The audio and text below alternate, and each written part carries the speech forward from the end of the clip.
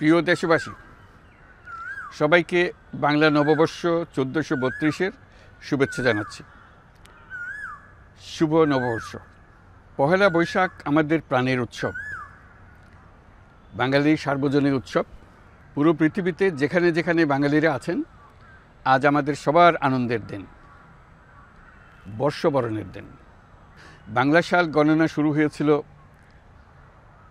কৃষিকাজের সুবিধার জন্য, ফসলি সন হিসেবে।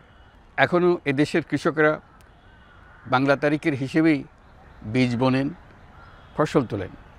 বাংলা নববর্ষের এক অবিচ্ছেদ্য অংশ হালখাতা।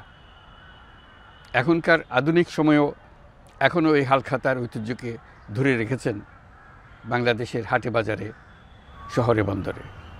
নববর্ষের বৈশাখী মেলায় বাংলাদেশের জেলায় জেলায় উদ্যোক্তারা সারা দেশে ঐতিহ্যবাহী শীতল পাটি, মাটির হাঁড়ি পাতিল, খেলনা, হাত পাখা ইত্যাদি তৈরি করে নিজেদের সৃজনশীলতাকে তুলে ধরেন এই দিনকে উপলক্ষ করে।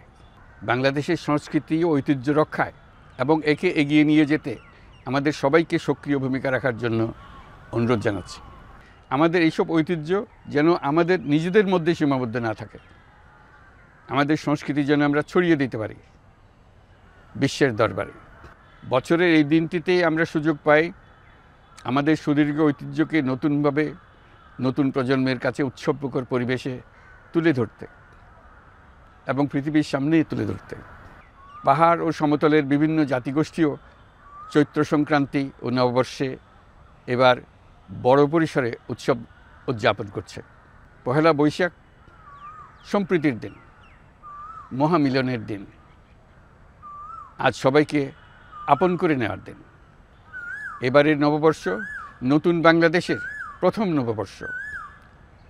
আসুন আমরা বিগত বছরগুলোর গ্লানি, দুঃখ, বেদনা, অসুন্দর ও অশুভকে ভুলে গিয়ে নতুন প্রত্যয়ে, নতুন উদ্যমে সামনের দিকে এগিয়ে চলুন নতুন বাংলাদেশ গড়ে তুলি।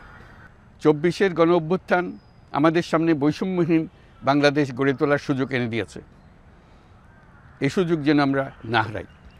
বৈষম্যহীন বাংলাদেশ গড়াই হোক এবছর নববর্ষের আমাদের অঙ্গীকার। আমি নববর্ষের সকল আয়োজন ও উদ্যোগের সাফল্য কামনা করছি। নববর্ষ 1432 আমাদের সবার জন্য শুভদিনের সূচনা করুক।